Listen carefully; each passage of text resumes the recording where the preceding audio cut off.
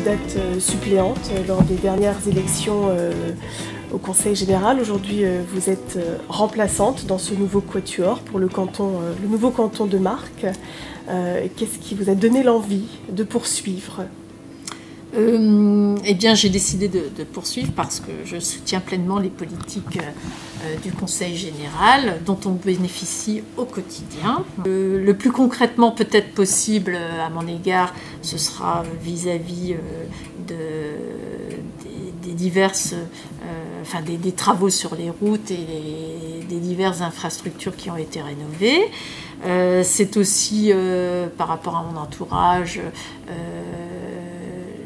l'APA, puisque je connais des gens autour de moi qui en bénéficient. C'est également aussi les politiques liées au collège.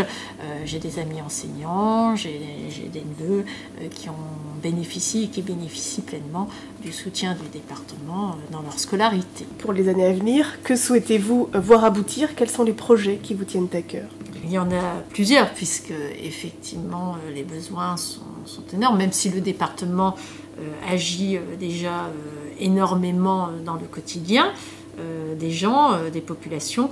Il n'en reste pas moins qu'il y a nos vies évoluent et que les besoins évoluent avec.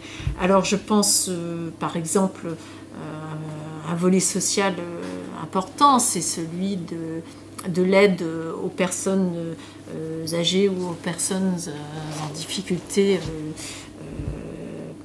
à cause de la vieillesse. Alors, pourquoi pas essayer à l'avenir de développer encore d'autres unités spécialisées. Nous bénéficions déjà des EHPAD et du soutien du département par rapport aux associations qui œuvrent dans les foyers, mais auprès des personnes âgées.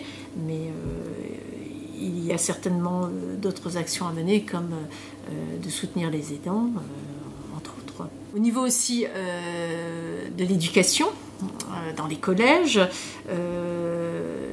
il est important de former les futurs citoyens. Le département devra continuer une politique culturelle, une politique d'ouverture d'esprit pour permettre aux jeunes de s'épanouir et également d'être de futurs citoyens responsables. Alors ça passe par notamment des politiques de bien vivre au quotidien, bien manger, mais ça peut être aussi d'autres choses comme développer des partenariats avec nos amis anglais ou développer des politiques culturelles, des voyages ou d'autres sorties comme celles qui se font dans les musées.